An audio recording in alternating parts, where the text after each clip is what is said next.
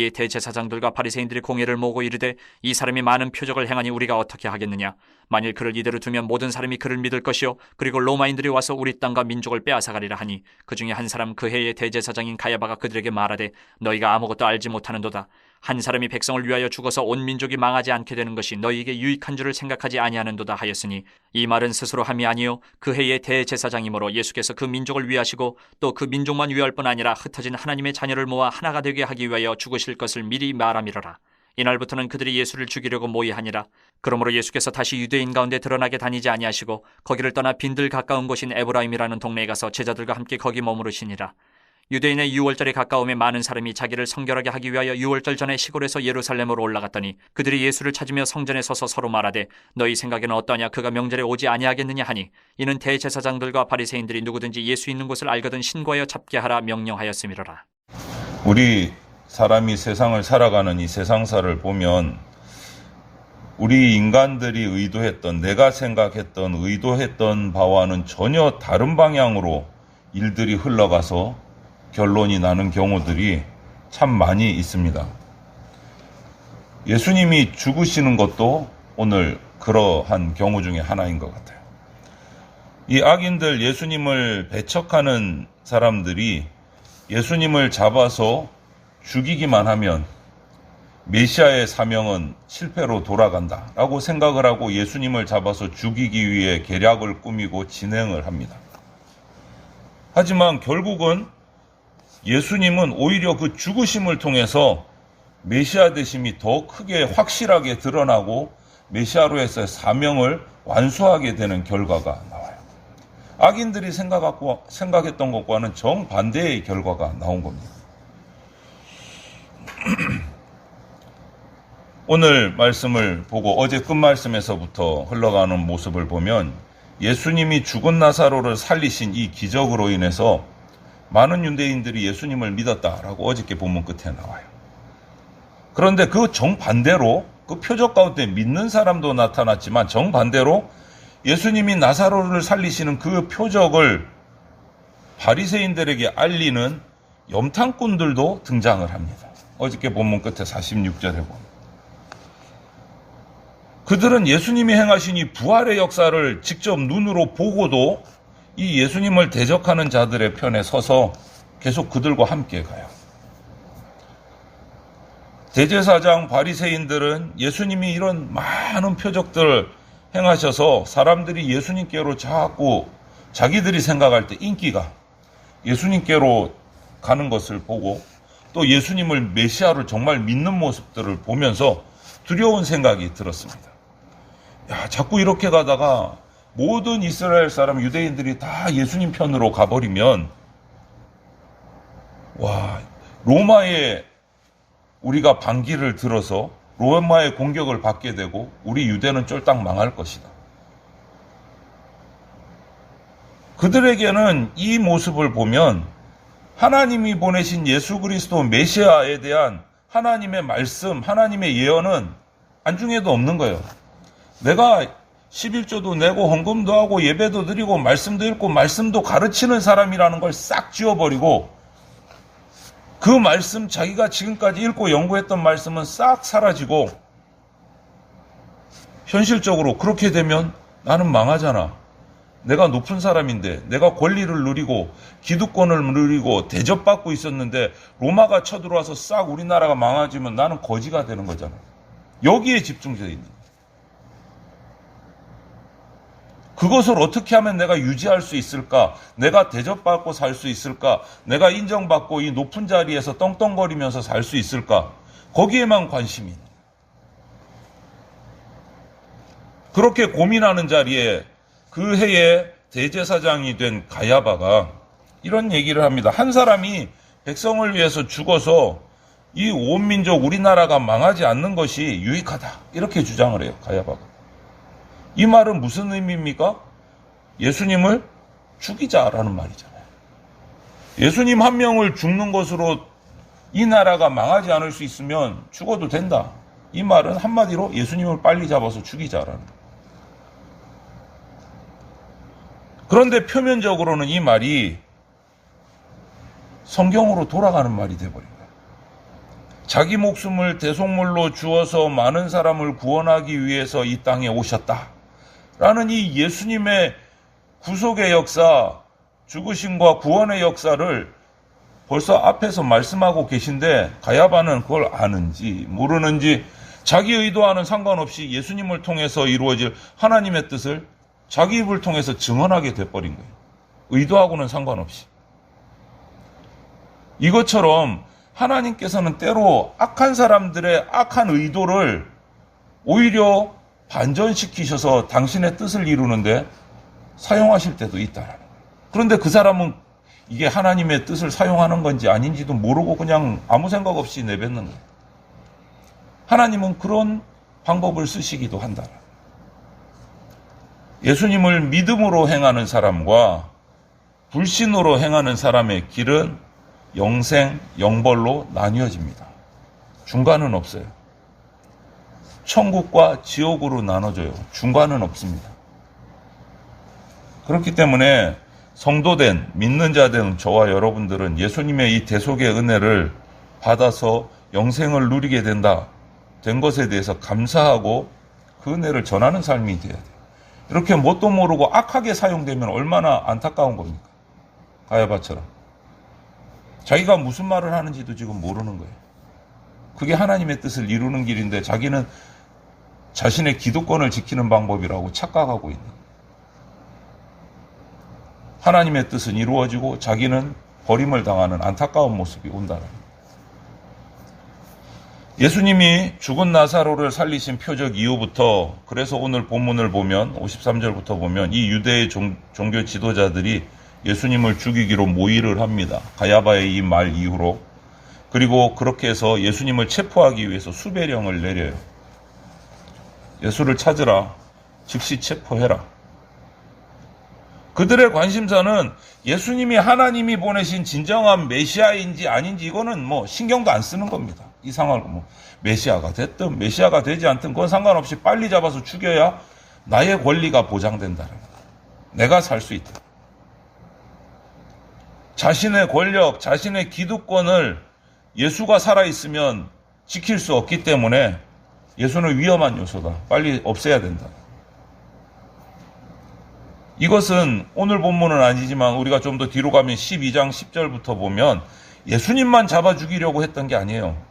예수님이 살리신 나사로도 죽이려고 했던 걸 보면 우리가 확실히 알 수 있어요.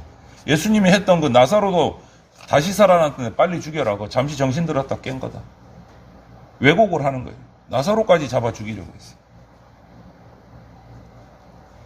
예수님도 그들의 이런 마음, 이런 사실을 아셨기 때문에 오늘 그들의 눈을 피해서 제자들과 함께 에브라임 지역으로 피하셨어요.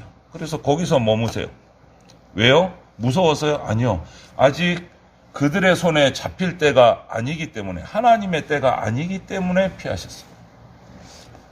이제 6월절이 가까워 옵니다. 유대인들은 예상을 합니다. 왜? 6월절이면 유대의 모든 남자들이 예루살렘으로 올라와서 제사를 드리고 얼굴을 하나님 앞에 보여야 되기 때문에, 성전 앞에 나와야 되기 때문에, 어디 숨어 있어도 6월절이 되면 예수도 다 예루살렘으로 올라올 거다. 이렇게 예상을 하고는 그때 잡자. 그래서 계획을 세우는 거예요. 6월절이면 올라올 테니까 잡으면 된다. 예수님도 이런 사실을 알고 계셨어요. 그럼에도 불구하고 6월절이 되었을 때 예수님은 잡힐 것을 아시고도 예루살렘으로 올라가셔서 그들에게 잡히세요. 겉으로 보면 유대 종교 지도자들의 이 계획이 착착착 맞아떨어져서 성공한 것 같이 보이는 거예요. 하지만 예수님이 잡히신 거는 십자가의 짐을 지고 나가실 때 하나님의 계획이, 구속사역이 이루어질 때가 되었기 때문에 잡히실 줄 알면서도 예루살렘으로 올라가신 거예요. 하나님의 정하신 때가 되었기 때문에. 하나님의 정하신 때 예수님은 6월절에 어린 양으로 대속의 죽음을 스스로 감당하신 거예요. 유대 종교 지도자들은 하나님의 뜻 이런 거 생각하지도 않고 자기 욕망을 위해서 예수님을 죽이려고 모의를 했지만 결국 하나님은 그들의 악한 도구를 오히려 반전으로 사용하셔서 인류 구원의 역사를 이루셨어요. 그들은 십자가에 예수를 못 박아 죽이면 모두 다 겁먹고 다 도망가고 예수의 모든 행적은 다 사라질 줄로 알았어요. 그렇게 됐습니까? 정반대가 됐잖아요. 예수 그리스도의 죽으심의 구원의 역사로 지금 우리까지도 예수님을 믿고 구원을 받고 있잖아요. 정반대의 결과가 온 거예요. 하나님은 그렇게 사용하시고 하나님의 뜻을 반드시 이루시는 분이에요. 그 하나님을 믿고 나의 삶에서 최선을 다해서 주님의 뜻을 이루어가는 선한 도구로 저와 여러분들이 사용돼야 됩니다. 가야바처럼, 이 유대 종교대처럼 거꾸로 잘못 사용되면 안 된다는 거죠. 잘못 사용되면. 여러분, 믿음이라는 것은 내가 움켜쥐고 획득하고 따는 게 아니에요. 내가 얻는 것이 믿음이 아니고 믿음은 예수님처럼 포기하는 겁니다. 포기하는 겁니다. 내려놓는 겁니다. 움켜쥐는 게 아니고 내려놓는 거예요.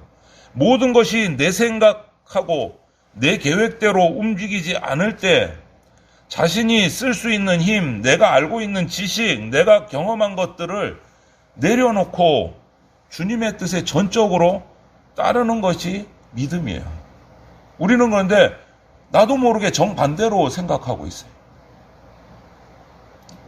우리가 살다 보면 편안하고 쉬운 삶을 살고 싶은 권리를 찾을 때가 있어요. 내가 평생 이렇게 고생했는데 내가 효도 받아야지. 내가 대접 받아야지.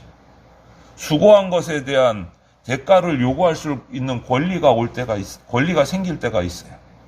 그런데 믿음은요, 이 권리조차도 내려놓고 거절하는 게 믿음입니다. 예수님이 권리를 주장하셨으면 우리가 예수님에게 무엇을 해드려야 될까요? 할 수 있기나 하겠습니까? 우리가 지고 갈 십자가를 대신 지셨고 죽어주셨고 그런 권리가 예수님께 없겠습니까? 야, 내가 너를 위해서 죽어줬는데 네가 지옥 떨어져야 되는데 지옥에 가지 않게 해줬는데 나한테 좀 잘해봐. 그런 말씀 하실 수 있는 권리가 있지 않아요, 예수님이?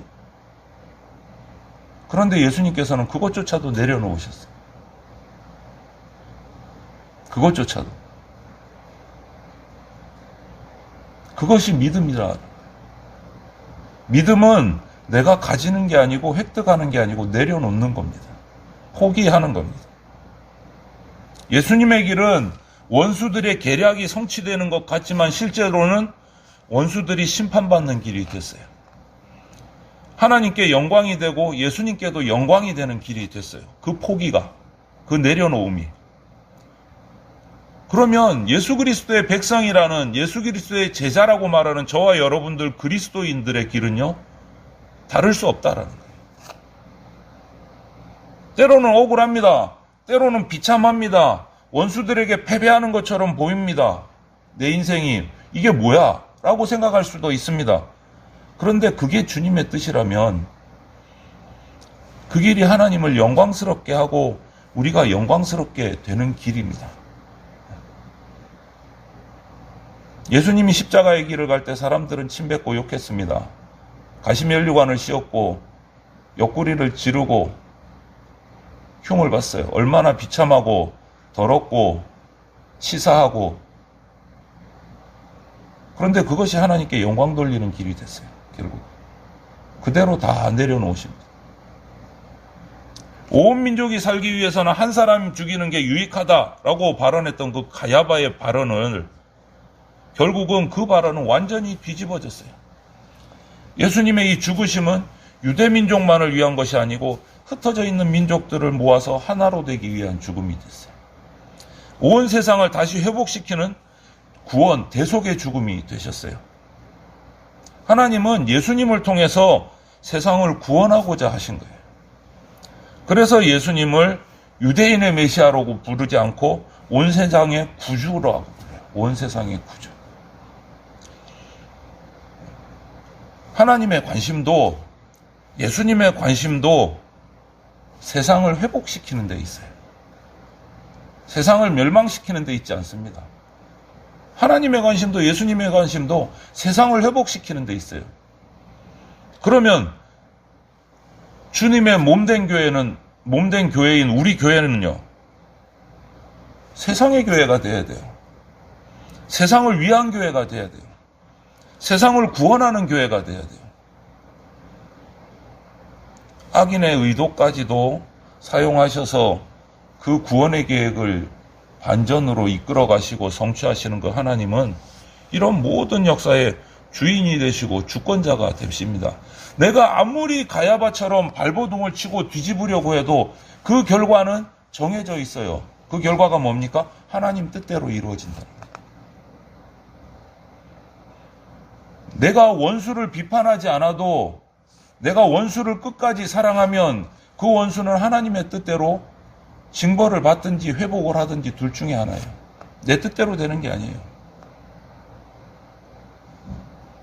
이제 성도로 부름받은 우리는요, 이렇게 살아가야 됩니다. 그런 하나님을 전적으로 믿고 내 모든 것을 포기하고 내려놓고 하나님을 전적으로 믿고 내 판단, 내 계획이 아닌 하나님의 뜻에 순종을 해서 하나님이 주시는 승리를 얻는 그런 백성이 돼야 되는 것이 우리의 사명입니다. 내가 바꾸려 한다고 바꿔지는 게 아니다라는 거죠. 하나님의 뜻대로 이루어진다. 하나님의 뜻대로 이루어지는데 내가 반기를 들 필요가 없잖아요. 그 뜻에 순종하는 것이 복받을 일이지. 지금은 억울해 보여도, 지금은 힘들어 보여도 하나님의 뜻을 기대하고 순종하고 주님 앞에 엎드리는 것이 우리의 삶이 되어야 됩니다.